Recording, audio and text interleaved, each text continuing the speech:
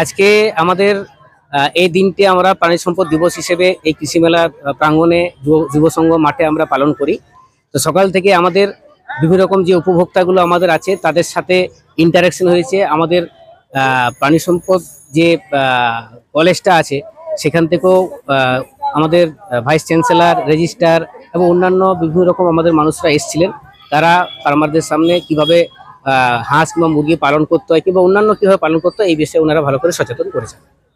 আর হাঁস দেওয়া হচ্ছে কতজন? আজকে 185 জন উপভোক্তাকে হাঁস দেওয়া হচ্ছে 10টি করে। এগুলো খাই ক্যাম্বেল হাঁস।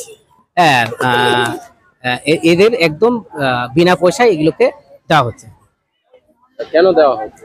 এইগুলো দেওয়া হচ্ছে মূলত যে গ্রামাঞ্চলে মানুষদের মধ্যে প্রোটিনের খুব অভাব দেখা দেয়, কারণ ওনারা নিজেদের পয়সায় কিনে অতটা খেতে পারেন না। তো এই যে খাই ক্যাম্বেল এই হাঁসটা হচ্ছে আপনার বছরে আমার 250 থেকে 300টা মতো ডিম দেয়, প্লাস পূর্ণবয়স্ক হয়ে গেলেই তখন আমি সেটা মাংস হিসেবে ব্যবহার করতে পারি। এই প্রোটিনের উদ্দেশ্যেই এটা দেওয়া। প্রাণী সম্পদ প্রদর্শনী চলবে কতদিন? হ্যাঁ, আমাদের এই মাঠে আজ থেকে মেলাটা শুরু হয়েছে, 26 তারিখ আমাদের চলবে। আগামীকাল আমাদের গাভী প্রদর্শনী, বকনা বাছুর প্রদর্শনী এগুলো আছে, পুরস্কারের ব্যবস্থাও আছে এবং ওদেরকে গোখাদ্যও কালকে দেওয়া হবে। 26 তারিখ অবধি আমাদের মেলাটা চলবে।